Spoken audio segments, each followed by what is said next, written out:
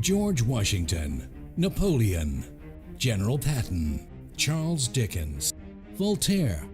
What did these historic and iconic figures have in common with the World Bank president, the founder of Facebook, the president of the International Olympic Committee, a Grammy Award-winning singer, the producer of Gravity in the Harry Potter films, and a long list of other luminaries? They were all fencers.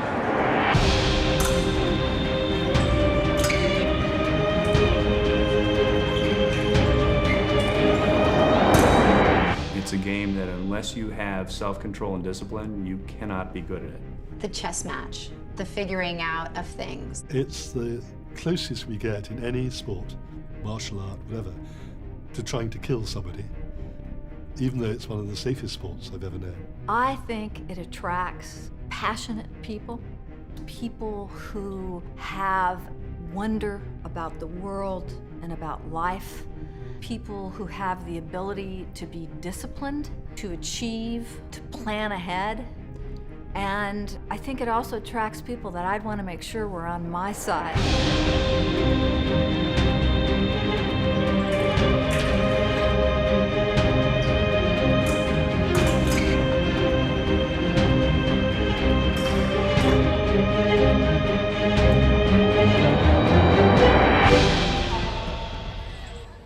There's a reason why so many fencers that retire are successful in all other walks of life, because they've figured out how to focus and adapt to situations so quickly that when you go into the real world, it's easy. All that competition, all those years of struggling to make teams and figure out how to win, and when you get into a professional environment, it somehow makes everything seem a little easier, a little less scary, you feel a little more like you're gonna figure out the answer to whatever the problem is.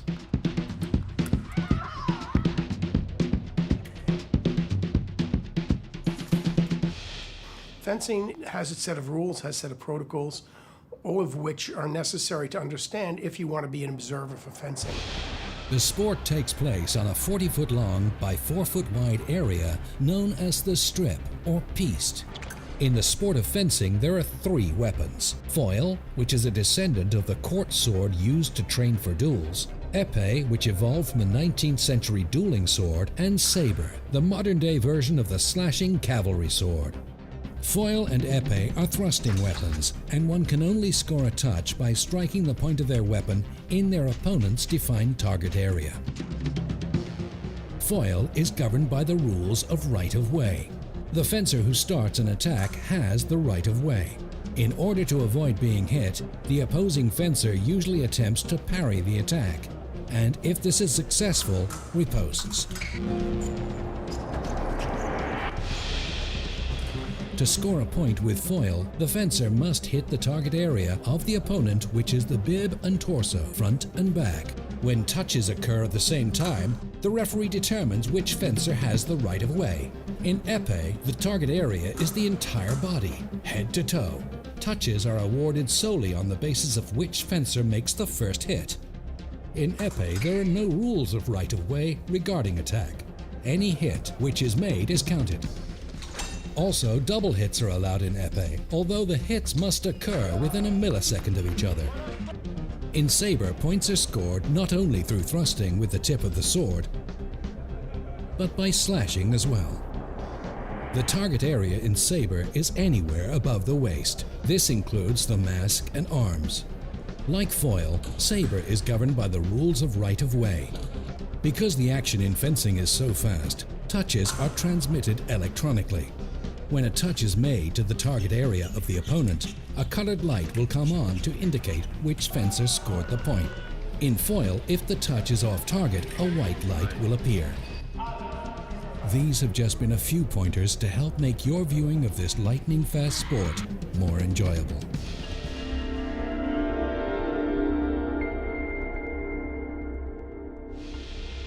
Because fencing requires both intellect and physical ability, the discipline required is probably greater than most other activities. I think skills that are learned there are transferable to anything you do in life.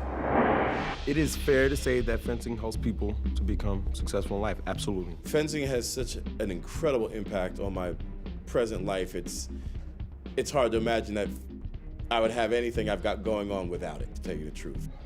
To be able to think on the spot, what do I do next? What's the situation I'm in? How do I pivot?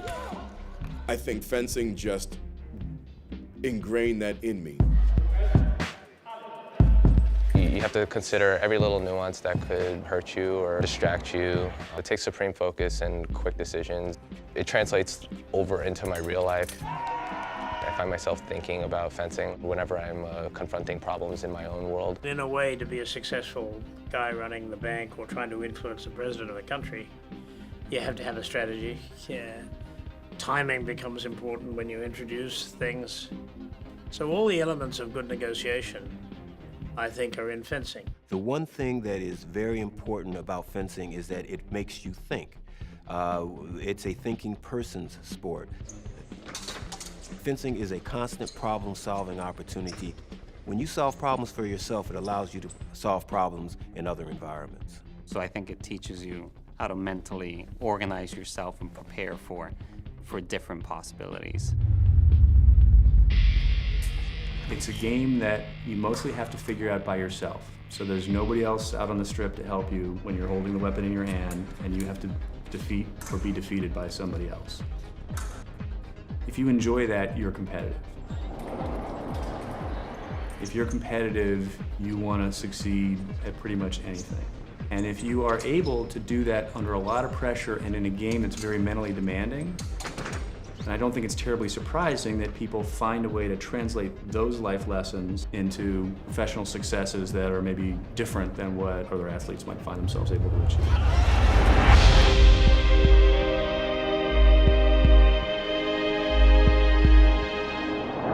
The attributes of a good fencer can be very diverse because there are 3 different disciplines in fencing. And those different disciplines attract very different personalities. I love Épée. I'm very cerebral, so to fence a weapon that involves like a lot of strategy and very painstaking movement and calculation, I really enjoyed that. So I think it's a perfect match. Well, I actually fenced 3 years of Épée, and my high school team graduated, I think, majority of the saber line, so they needed a saber fencer, and I reluctantly switched. Saber is so much better suited for me. It's a lot faster, more aggressive. I was like an okay Épée fencer, I wasn't the best, so I definitely found my calling in saber. There are so many different styles and so many different personalities. Look at me, with my size, you would not expect to have a good fencer. So you have to make up with other capabilities for this. I think it is in fencing like in real life. You have to be authentic. One of the great attributes about fencing is you don't have to be a certain kind of person. You don't have to have a certain mentality or a certain body type. I'm quite short for a fencer, but I was able to use other attributes. I got really good at protecting my back, and I was good at using distance. So I think you can create all these different scenarios for yourself to become a great fencer, a great champion, using your own attributes.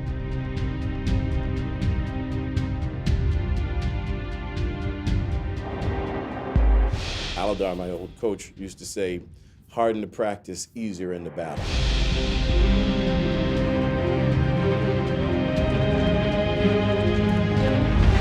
For me, fencing represents a training in discipline, how to control yourself, what is involved in the preparation, for which there are no shortcuts. I think what fencing did for me is that you have to learn how to push through things. You have to learn and you have to practice overcoming obstacles in front of you. It's a learned skill. You can't just arrive at something and think, okay, today I'm gonna put my best foot forward. It has to be practiced day in and day out. You have to build up all these little skill sets in the gym and then let it rip when you get in the competition. Or in the sales pitch, or whatever it may be. For every success, you have to work before, you have to train, you have to show discipline. It's a sport that takes extreme discipline, a lot of training. And described as chess with muscles. You need physical ability to perform the task, but also you need the mental ability to outthink your opponent. People talk about it as being a sporting chess, and there's an element to it where you're trying to outwit your opponent.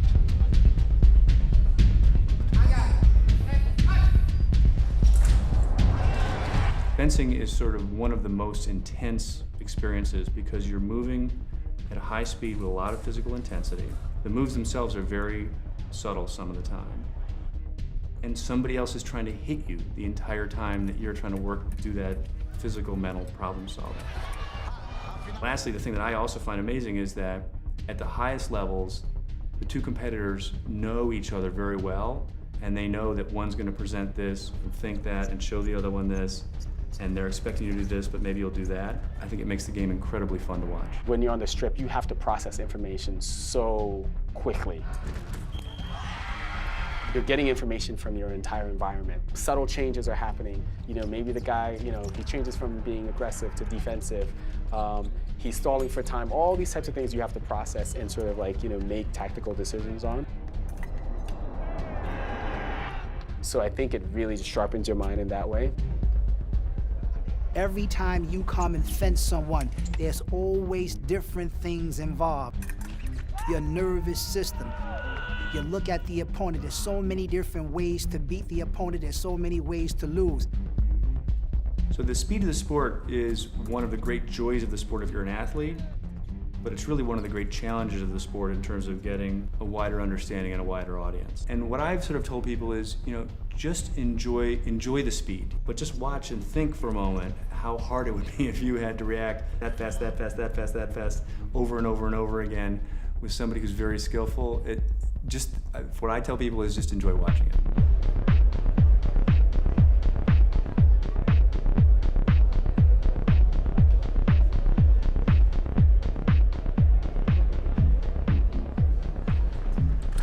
Fencing is the kind of sport that opens up doors.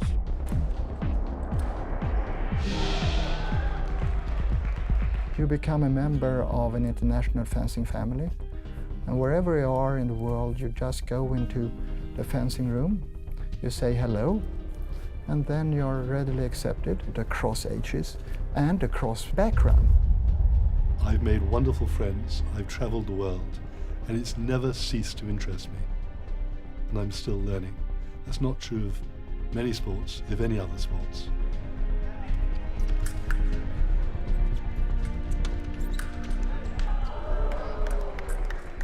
My understanding, at least from talking to admissions directors and so on, is that there are sort of three sports that colleges believe that if you've been successful in the sport, you will be successful academically and so on in college. And those sports are squash, rowing, and fencing. They must know something, and there's a lot of correlation, apparently, to academic success and fencing. I think your sport helps the young people and helped me because again with the sport you learn some discipline. I think you learn to learn much better. The intellectual process that you need to go through when you fence is very similar to academic work. You have to have a target, and you have to have sub-targets, you have to have a goal, and several targets on the way to the goal. That's simple. The main thing growing up was like, I'm trying to get to college. You know, we want to find the best way of getting to college, and preferably for free. You know, scholarship would be great. And I earned a full scholarship at St. John's. So when I was there, I said, well, this is it. I'm going to fence 4 years in college, and then I'm going to join the real world. Fencing really helped me to learn and to study because it helped me to be able to focus very intently. Because a lot of people told me when I was in medical school that there was no way I was going to be able to do medical school and travel in fencing. But I think something that I've gotten from fencing is, how to balance your time. When you're spending so much time, you're getting home at 7, 8 o'clock at night, that forces you to get your work done, eat dinner, go to sleep, and do it all over the next day. So it really teaches you time management, and I know that it's a crucial life skill that I learned early on. I learned to use the skills that I developed in fencing to the skills that I needed to become a better student and a better role model. With fencing, it just opened so many doors for me. This is one of the most thankful things I have in my life, going to a great school, just because of fencing, all because of fencing, really. I chose fencing because it wasn't just about being an athlete. It was about being a thinker, a planner. Fencing taught me how to be competitive. It taught me how to be a fighter and always fight to the end. But it did teach me a valuable lesson that, you know what, you're not gonna win everything. And before you can become a great winner, you have to learn how to lose. Because with losing comes experience, and with experience comes the knowledge that it takes to win. And when you lose, you learn. And if you don't learn when you lose, you will not win. So you have to see each and every loss as something very, very interesting and a learning experience. I think the most important to learn from fencing is that you know how to deal with defeat and victory.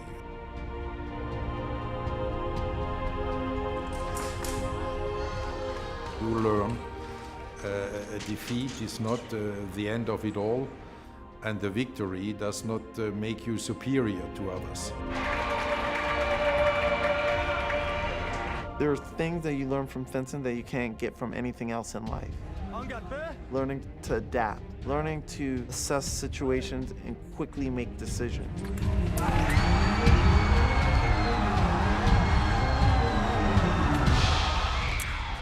In fencing, you're thinking 2 or 3 or 4 steps ahead, and it's very hard sometimes in an intense moment to pause and think ahead like that. It works in business, it works in your personal life, it definitely works in sports. You take a lot of risks in fencing, calculated, but a lot of risks in fencing. And that's what it taught me to do, is to have the confidence and get rid of that anxiety and that butterfly feeling in the belly to go into something new, take on a challenge, take the risk, and persevere. And so I think about fencing all the time and kind of reflect back on literally bouts that I have had. I would have not excelled in school, became a doctor, an acupuncturist, an athletic trainer. I think that where I am at in my life now, I would have never had the chance to have that experience if I had not had fencing in my life. Fencing has given me the tools and the toolbox really to be like, okay, I know that I can push my body and my mind to certain limits, and I can really learn how to juggle a lot of different things and work with a lot of different people. And I think that's a great part of the sport. I think fencing teaches you so much about yourself. There's something that teaches you how to trust yourself and depend on yourself to make decisions in a very creative way. I have this background of always being a little uncomfortable and getting used to it. And I think that change and pushing yourself to the next step and always moving forward is probably the biggest gift that fencing gave me.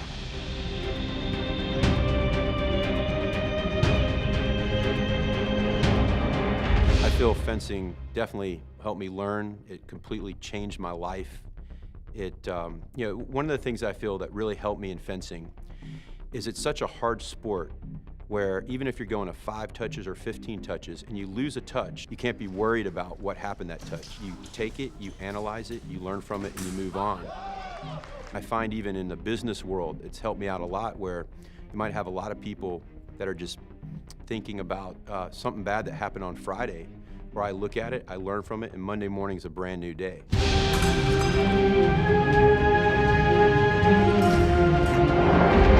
What what is it about fencing? Well, in my mind, the short answer is it's a sport, it's an art, and it's a science. It's a beautiful sport because it allows someone to hit their peak at a different age, different time, depending on their body, and still being able to excel. What it is about fencing? Fencing is good for body and mind.